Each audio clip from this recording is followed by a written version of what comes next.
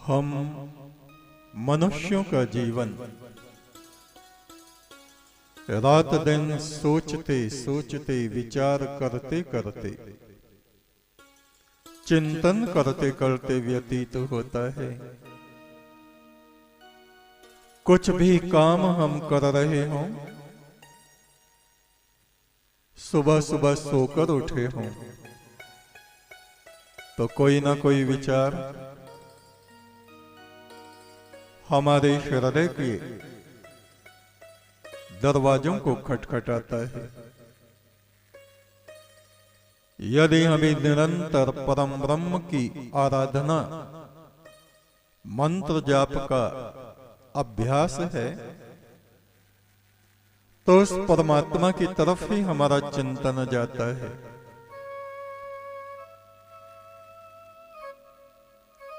अन्यथा सुबह सुबह ही संसारी विचार ऐसे हमारे हृदय के द्वार पर आ जाते हैं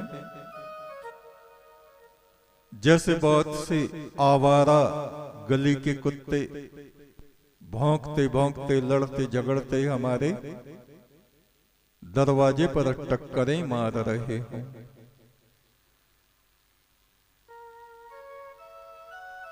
कोई भी मनुष्य ऐसा नहीं जिसका मन विचारों से शून्य हो। एक किसान अपने खेत में काम कर रहा है, शरीर चल रहा है, काम कर रहा है, किंतु मन की गति जो हम सोच रहे हैं वो कहीं अलग है।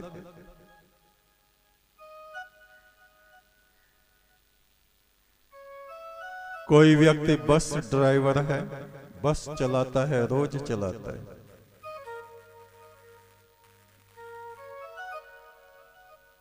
बस चलाने के लिए बैठ गया, स्टीयरिंग पकड़ा हुआ है और उसका मन थोड़ी देर इधर उधर देखता है, सड़क पे देखता है कुछ नहीं है, चलो। और फिर सोचना प्रारंभ हो जाता है, इधर की बातें उधर की बातें, रिश्तेदारियों की बातें, कल जो बीता है किसने क्या कहा है। कोई भी हो, कोई साधु कोई सन्यासी माला लेके बैठा है, अभी अभी आंख बंद की हैं,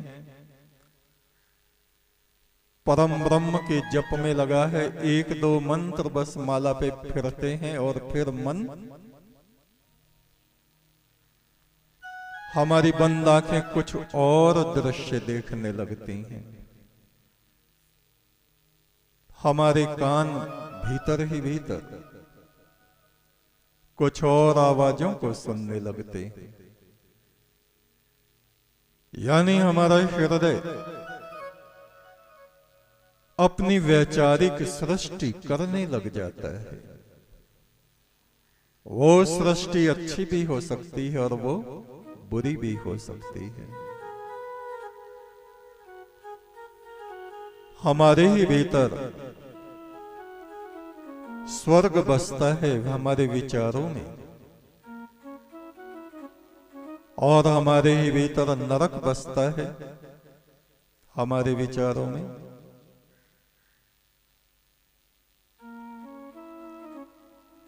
और ये हमारा चिंतन हमें या तो स्वर्ग का देवता बना देता है, या हमारे बुरे विचार, अशुद्ध विचार हमें नरक का प्रेत बना देते हैं। हमारे जीवन में सबसे बड़ी शक्ति है चिंतन की शक्ति, विचार शक्ति।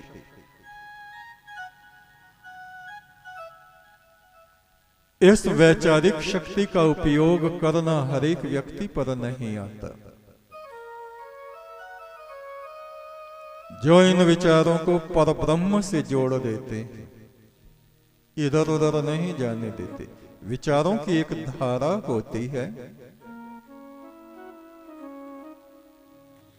आप यज्ञ में बैठे हैं, मंत्रोच्चारण भी हो रहा है, आप भी बोल रहे हैं और बहुत से लोग बैठे सुन भी रहे हैं।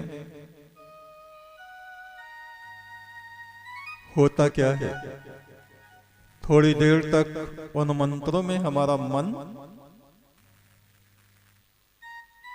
साथ देता है, उनको सुनता है, और फिर इधर उधर हो जाता है। हमारे मन की धाराएं उस यज्ञ ज्योति की तरफ जाती हैं, उसका स्पर्श करती हैं और फिर उससे टकरा के उनकी दिशा विपरीत दिशा में हो जाती, कुछ और ही हम सोचने लगते हैं।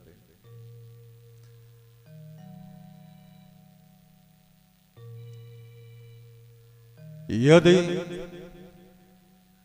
मन की इन धाराओं को हम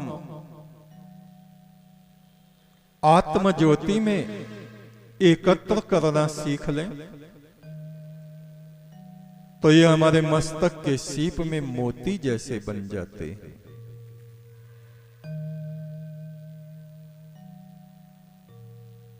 हमारा जीवन ईश्वरीय संपदाओं से भर जाता है। हमारी विचार शक्ति ही हमको या तो ब्रह्म तत्व में ले जाती है या माया तत्व में। ब्रह्म तत्व का विपरीत तत्व है माया, अशांति, भटकाव, उलझने। उनमें हमारी आत्मा को फंसा देती है। सतगुरु जो हमें मंत्र बख्शते हैं परमात्मा का, उस मंत्र का यही काम होता है। निरंतर हम उस मंत्र को यदि जपते रहें, जपते रहें, जपते रहें और ध्यान को भी उसी से जोड़े रहें।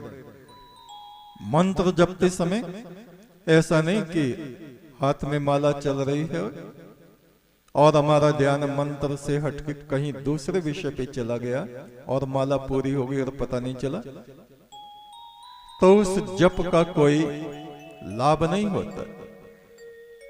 और यदि उस जप में हमने अपने मन के तार को पिरो दिया है, तब हमें ब्रह्म सिद्धि की प्राप्ति होने लग जाती है और हमारे अंतःकरण में ईश्वरीय द्वार खुल जाता है। फिर सभी में हम उस ब्रह्म सत्ता का दर्शन करने लग जाते हैं। ब्रह्म शांति हमें अपने जीवन में जीते जी प्राप्त हो जाती है। ये नहीं कि मृत्यु के बाद कहीं परमात्मा से हमारा मिलना होगा। जो अपने जीवन काल में इसके लिए प्रयास करते हैं उनको ही सफलता प्राप्त होती है। मृत्यु के बाद अपने जीवात्मा पर कोई नियंत्रण नहीं रहता, जैसे सपने में मनुष्य को अपने आप पर नियंत्रण नहीं रहता।